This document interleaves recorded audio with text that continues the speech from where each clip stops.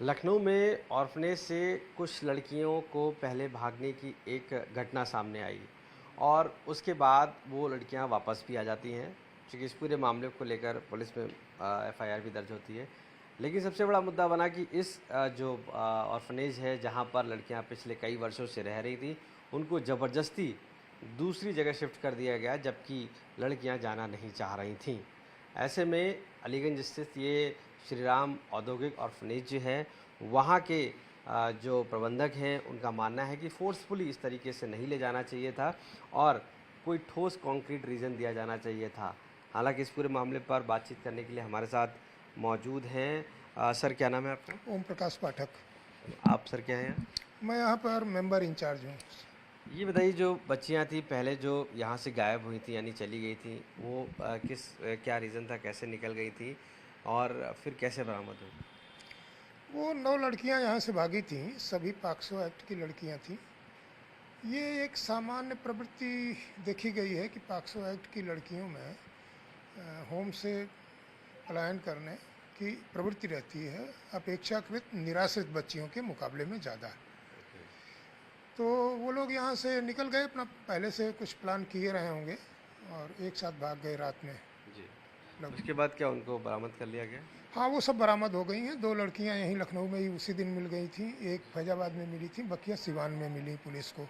अच्छा। तो उन सबको तो पुलिस ने चिन्हित करके बरामद एक कर। वजह बताई गई कि पढ़ाई करनी थी उनको, इस वजह से वो भागी थी। तो क्या पढ़ाई के लिए क्या प्रोसेस है, करती थी क्या नहीं? देखिए, हम लोग पॉक्सो एक्ट की लड़कियों को पढ़ने के लिए नहीं भेजते हैं, क्योंकि उनके पलायन का डर रहता है। जो निराश्रित श्रेणी की बच्चियां हैं, जिनका कोई नहीं है आगे पीछे, केवल उन्हीं को शिक्षा के लिए भेजा जाता है। उसके बाद अचानक से ऐसा क्या हुआ कि जो एडमिनिस्ट्रेशन है उसने यहाँ की बच्चियों को ज़बरदस्ती फोर्सफुली ले गए? क्या आपके पास कोई ऑर्डर आया? किस तरीके की बच्चियों को ले जाया गया? कैसा दृश्य था?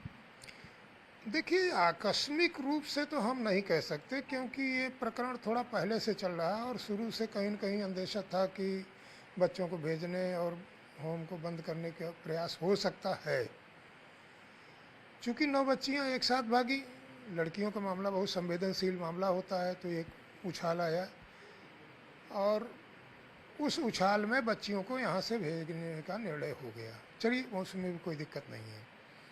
लेकिन उसकी जो निर्धारित प्रक्रिया है कि भाई बाल कल्याण समितियां आदेश जारी करें बच्चों के ट्रांसफ़र का, उस आदेश की प्रति संबंधित बाल गृह को दी जाए, बाल गृह फाइल तैयार करे 2 कापियों में, एक अपने लिए, एक जिस होम में जाएंगी वहाँ के लिए, और फिर सम्मानजनक से ढंग से बच्चों का ट्रांसफ़र हो। उस दिन ऐसा हुआ आकस्मिक रूप से, बिल्कुल शाम को, कि वो कुछ प्रोबेशन के अधिकारी आए शाम को 6-7 बजे, और अभी ले जाएंगे, अभी ले जाएंगे, अभी ले जाएंगे। वो गाड़ी वाड़ी लेके 2-3 आ गए। फिर जो बच्चियां बची हुई थी पलायन के बाद की, वो सब अपने अपने कमरे में या जहाँ पर भी थी वहीं लेट गई, रोने चिल्लाने लगी कि हम नहीं जाएंगे, हम यहीं रहेंगे। बिल्कुल लेट गई, एक आध दो ने हाथ हाथ काट लिया अपना। तो मुझे लगता है कि प्रोबेशन वालों के ऊपर संभवतः कोई दबाव रहा होगा कि नहीं, इसको आज ही एग्जीक्यूट करना है, तो उसने उन लोगों ने पुलिस बुलाई। फिर पुलिस के सहयोग से लोग बच्चों को थोड़ा सा बल प्रयोग करते हुए ले गए, घसीटते हुए उनको गाड़ियों में भरा गया। ये थोड़ा सा अनुचित रही। एक बात मैं जानना चाहूँगा कि क्या ऐसे जो पॉक्सो एक्ट की लड़कियां हैं या जो निराश्रित हैं, उनको इस तरीके से शिफ्ट किया जाता है? क्या इस तरीके से नियम है कि बलपूर्वक शिफ्ट किया जाना चाहिए, या उनकी बिना मर्जी के इस तरीके से ले जाया जाता है? नहीं, बिना मर्जी के या बलपूर्वक शिफ्ट करना उचित नहीं है। मैं नियम, हम देखिए शिफ्टिंग के तो नियम हैं, वो तो बाल कल्याण समिति का अधिकार है, लेकिन उसका एग्जीक्यूशन बलपूर्वक करना और तत्काल करना कि अभी अभी ऑर्डर जारी हुआ, अगले 5 मिनट में इसको एग्जीक्यूट कर दीजिए, जैसे भी हो, ये चीज़ उचित नहीं है। इससे पहले भी एक बार इशू बना था इस अनाथालय को लेकर। क्या वजह रही थी उस दौरान और क्या बताया गया था? उस समय हमारी कार्यकारिणी की बैठक हुई थी उसी के 1-2 दिन पहले, जिसके चेयरमैन डीएम साहब हैं। डीएम साहब का आकलन ये था कि ये भवन जर्जर है। इस आधार को डीपीओ ने उनको भेजा और डीपीओ की फाइल पर निर्णय हुआ कि भवन चूंकि जर्जर है तो बच्चों को वहाँ से हटा दिया जाए। उसके आधार पर शिफ्टिंग की कार्यवाही शुरू हुई थी। बाद में उसमें बहुत से जनप्रतिनिधियों ने, मीडिया ने, सोशल एक्टिविस्टों ने उस चीज़ का वो किया, विरोध किया कि भाई इससे भी जर्जर बहुत से भवन हैं जिनमें स्कूल चल रहे हैं, प्राथमिक विद्यालय चल रहे हैं, पीएससी सीएससी चल रही हैं, इतना जर्जर नहीं है स्कूल। मीडिया ने भी उसको दिखाया लाइव भी, यहाँ कैमरे लगा के। तो उस पर डीएम साहब मान गए थे। उन्होंने ये कहा था ठीक है हम इस आदेश को होल्ड पर रख रहे हैं। उन्होंने आदेश वापस नहीं लिया था, होल्ड पे रखा था, वो होल्ड फिर खुल गया। बस ये है। क्या वजह लग रही है आपको कि इस तरीके से बर्बरतापूर्वक बलपूर्वक ले जाया गया बच्चियों को? तो उसके पीछे की वजह क्या लग रही है आपको? अब मुझे लगता ये है कि जो 9 बच्चियां भागी, उनके भागने की जो संवेदनशीलता थी पलायन की, उसको आधार बना करके ये निर्णय लिया गया कि नहीं, वहाँ से सभी बच्चियों को हटा देना आवश्यक है उनकी सुरक्षा के लिए। ये आधार आपके हिसाब से ये क्यों नहीं होना चाहिए था इस तरीके से? ये इसलिए नहीं होना चाहिए था। देखिए, पलायन एक प्रवृत्ति है। सभी होम से बच्चे भागते हैं, बच्चियां भागती हैं। यहाँ जो सरकारी होम है जिनको 50-50 करोड़ साल भर में मिलता है, उनके यहाँ से भी लोग भागते हैं। हम तो भीख मांग के चलाते हैं संस्था, एक पैसा सरकार नहीं देती। तो पलायन तो एक प्रवृत्ति है, अपराध एक प्रवृत्ति है, घटनाएं एक प्रवृत्ति हैं, वो हर जगह होती हैं। बस यही है कि कहीं वाला अगर सरकार में, सरकारी होम में होती है तो उसको सरकार के लोग जिसमें सब शामिल हैं इग्नोर करते हैं। प्राइवेट होम में हो गई तो उसको मुद्दा बना दिया। आपके हिसाब से क्या होना चाहिए था? देखिए, होने का तो ये है कि एक तो प्रॉपर ट्रांसफ़र ऑर्डर आना चाहिए था, जो नहीं आया बाल कल्याण समिति का। एक छोटी छोटी पर्चियों पे कुछ कागज़ यहाँ के स्टाफ को दे करके और बच्चों को शिफ्ट किया गया। दूसरा ये है कि बच्चे अगर जाने को अनिच्छुक थे, बहुत अनिच्छुक थे, तो उनकी काउंसलिंग करके उनको समझा के बुझा के 1 दिन 2 दिन 3 दिन में ले जाया जाता। कोई ऐसा अगर रातों रात उन्हें ट्रांसफ़र कर दिया गया होता तो कोई पहाड़ नहीं टूट रहा था। अभी अब आप लोग क्या कर रहे हैं? आपके पास कितने बच्चे बचे हैं, या अब आप इसके लिए कोई कदम उठा रहे हैं कि बच्चों को सेफ्टी पर्पज़ से रहे, या जो गए हैं यहाँ से? देखिए, बच्चे तो हमारे यहाँ के शून्य हो गए हैं। उसी दिन हमारी जो प्रबंध समिति है उसकी एक आपात बैठक डीएम साहब की अध्यक्षता में हुई थी, जो इसके चेयरमैन हैं। तो डीएम साहब ने एक सुझाव ये दिया था कि बच्चियों के मामले बड़े संवेदनशील होते हैं, उसमें दिक्कतें होती हैं, आप लोग वहाँ वृद्धाश्रम खोलिए। तो हमने कहा कि साहब, वृद्धाश्रम का बजट जो है वो समाज कल्याण विभाग देगा। वो बजट कितनी दिन में देंगे, कितना देंगे, इस पर निर्भर करेगा। हमारे पास इतना पैसा है नहीं कि हम बिल्डिंग बना सकें। और दूसरी बात यह है कि हमारी की 2 मान्यताएं पहले से निरस्त हो गई हैं, तीसरी पे खतरा मंडरा रहा है, तो एकदम से बंद हो जाएगा होम। तो उन्होंने डीपीओ से ये कहा कि इनकी जो बालगृह शिशु वाली मान्यता निरस्त हुई है, उसको आप 1 महीने में डायरेक्टर से संपर्क करके बहाल करवाइए। मतलब एक मान्यता यहाँ रहे, शिशु वाली। हाँ, इस समय कौन कौन सी मान्यता होती है? बालगृह शिशु, बालगृह बालक, बालगृह बालिका। ओके, ठीक है। तो अभी उस पर काम चल रहा है। डीएम साहब ने ऐसा कहा है डीपीओ को मौखिक रूप से। अब बकिया क्या होगा क्या नहीं कहने से, लेकिन हम भी एक पत्र अपनी तरफ से भेजेंगे कि जिलाधिकारी ने एक बैठक में ऐसा कहा है डायरेक्टर महिला कल्याण को।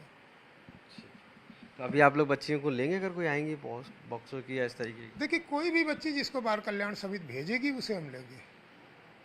हम आपको दिखाने की कोशिश करते हैं कि किस तरीके से वो ऑर्फनेज है। पहले यहाँ तो ऑर्फनेज जहाँ पे आप देख सकते हैं, यहाँ पर वो सभी लड़कियाँ रहती थीं। तकरीबन यहाँ पर 39 के आसपास लड़कियाँ थी, अलग अलग रूम्स हैं उसमें रहती थी, और यहीं से वो अपने जो रूटीन कार्य हैं वो करती थी। जिस चीज़ को ग्राउंड बनाया गया, जिस चीज़ के बारे में कहा गया कि वो बच्चियाँ यहाँ से रहने के बाद फिर वो फ़रार हो गई, हम वो जगह भी आपको दिखाते हैं कि किस तरीके से वो यहाँ से फ़रार हुई गई हैं।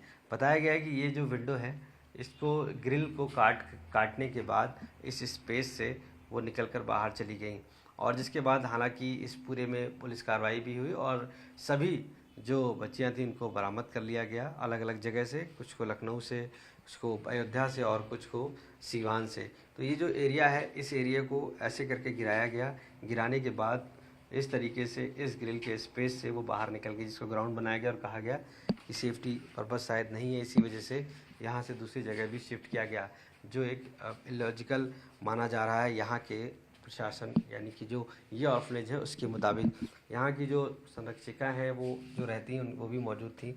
ये बताइए कि किस तरीके से ये घटना हुई और क्या आपको देखा यहाँ पे? सर हम जैसे रोज़ बच्चों का प्रेजेंट लेके बंद करते थे वैसे हमने प्रेजेंट लेके बंद किया। फिर उसके बाद 10:30 बजे आए, बच्चे शोर मचा रहे थे तो उनको डांटा, सवेरे बच्चे स्कूल जाना है। उसके बाद फिर 12 बजे आए, तभी भी ठीक था। उसके बाद 1:30 बजे आए तो भी बच्चे सो रहे थे।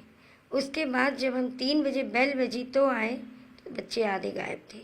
आधे गए? हाँ, तो 9 क्या वो बच्चे हमारे इसी गायब रास्ते थे। के जरिए? इसी रास्ते से हमारे बच्चे 9 बजे 3 बजे गायब थे। लेकिन ये बहुत छोटा लग रहा है, इससे निकल जाएंगे सब लगता है। सर इसमें सारे कपड़े बांध के खींच खांच के बच्चे निकले हैं।